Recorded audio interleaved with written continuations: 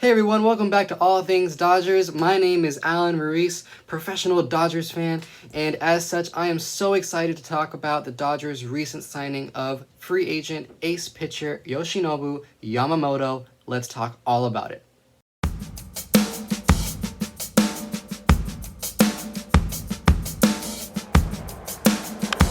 Crosses ball, left center field. On an 0-1. Hits one in time. Way back. Reyes fires. Swing and a drive. Deep left field.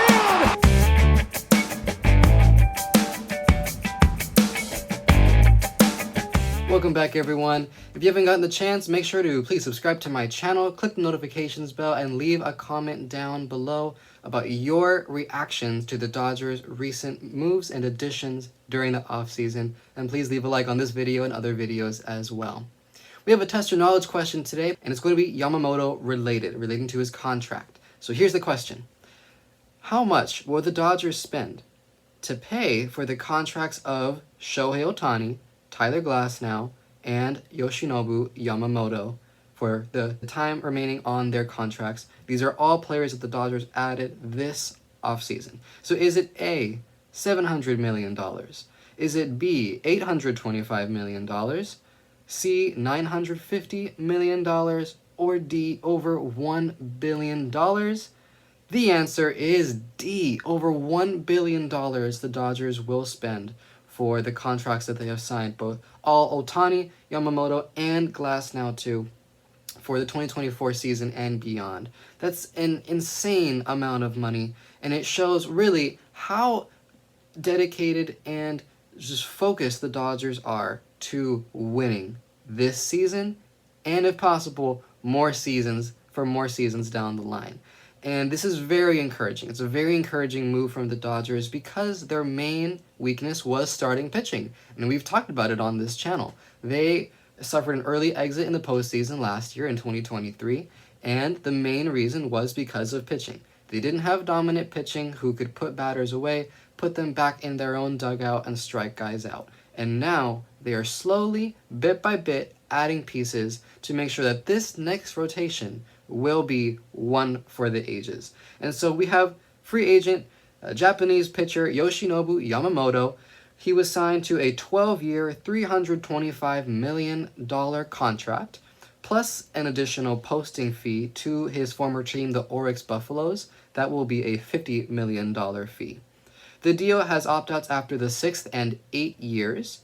And just for a fun fact, this is the most amount of guaranteed money a pitcher has ever been given in a contract in the history of the sport.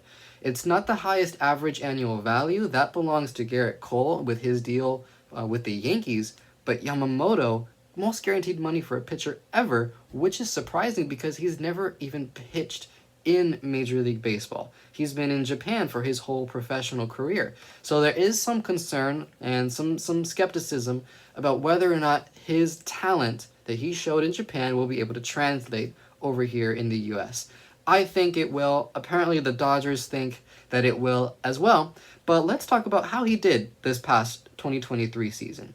He made 23 starts with a 16 wins, 6 loss record, 1.21 ERA, incredible, 169 strikeouts. Ace pitcher in Japan, amazing, but was it just this year? Absolutely not. He has won the pitching triple crown, which is most wins, lowest ERA, and the greatest amount of strikeouts.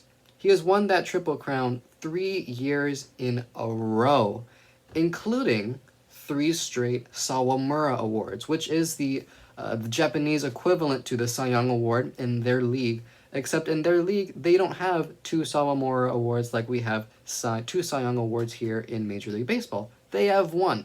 And so he has won that for 3 straight seasons, just solidifying the fact that he is one of the best Japanese pitchers to come over in the recent, maybe let's say past 5 years, if not more.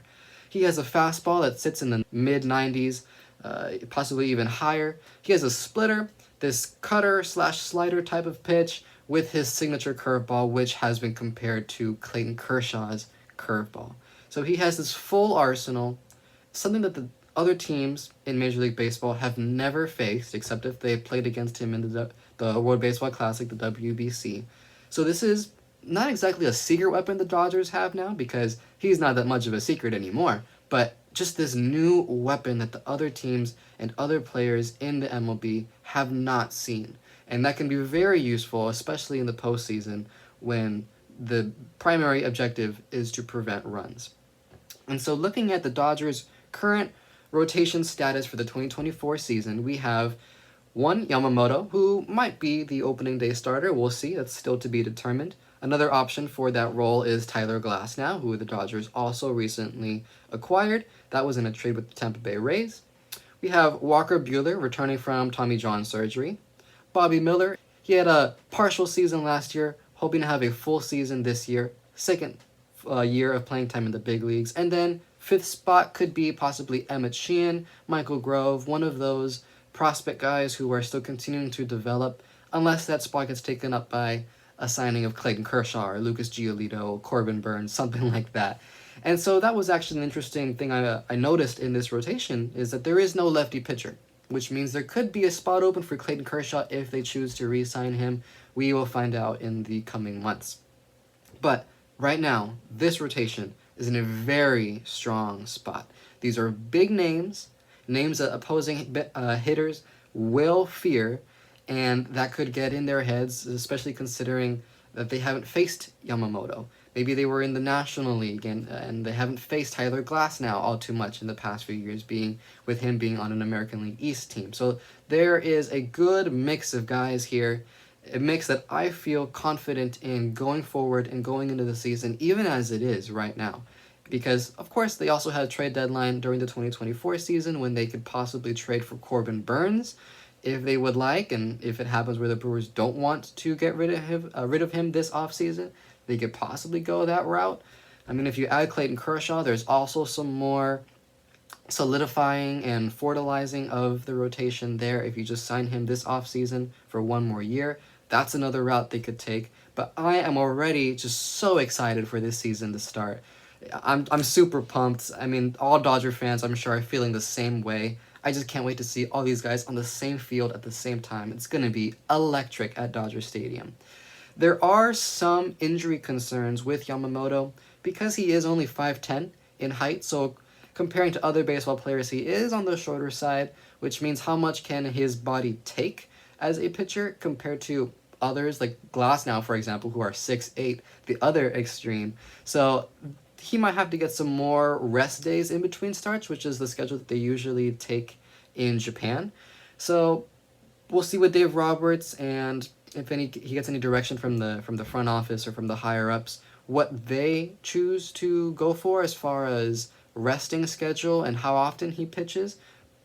The goal is keep him on the mound, because when he is on the mound, the hope is that he will be dominant and just electric and just a complete shutdown pitcher, someone that they can rely on, which is a type of pitcher that they have been lacking for at least the past season, with all the uncertainties and injuries that have taken down some of their best starting pitchers, including Buehler, Dustin May, Tony Gonsolin. Even Clayton Kershaw has been on the IL for extensive amounts of time over the past couple of seasons.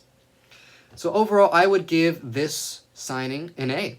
It addressed a clear need, and it has all MLB excited to see him in the big leagues. I mean, the Dodgers are probably the most hated team right now because of all these guys that they're acquiring and piling up in their roster, but I'm not mad at all. I'm not complaining. I am just a super happy Dodger fan, and I can't wait for this season to get started. Ohtani and Yamamoto did play together in the World Baseball Classic for Team Japan, so they're buddies, they know each other. They just went to get dinner the other night in Los Angeles. There probably is some comfortable feeling knowing that they have a teammate who they can speak in their native language to, especially since they're both joining a new team. So there will be some bit of uncomfortable feeling there naturally, but hopefully that will provide a more of a homey feeling, knowing that there is some common ground that they can find with a teammate and a friend. And I'm going to be wanting to go to Dodger Stadium every night if I could. Obviously, it's not going to be possible, but if I could, I would be there every night every game to watch these players perform. This is one of the most exciting rosters that I have seen for the Dodgers in my time of watching them. And I just can't wait to get started and to be covering that all with you here on this platform as the season pans out. So thank you everybody for watching this video. That's going to wrap it up for me today. But please let me know down in the comments, which pitcher are you most excited to watch this coming season? Is it going to be Yamamoto? Is it going to be Buehler coming back from surgery? Bobby Miller as he continues to progress with his triple-digit mile-per-hour fastball? Which pitcher are you most excited to watch and why? Let me know down in the comments. I'd love to hear your thoughts and also your reactions to this recent signing for the Dodgers. Thank you everybody for watching. Make sure to subscribe, leave a like on this video as well as others, click notifications bell, and again leave a comment down below if you would like me to continue making Dodgers content and interacting with you guys, the Dodger fans, the baseball fans out there in the world. Thank you everybody for watching. My name is Alan Maurice. Go Dodgers, and I will see you next time on the next episode of All Things Dodgers.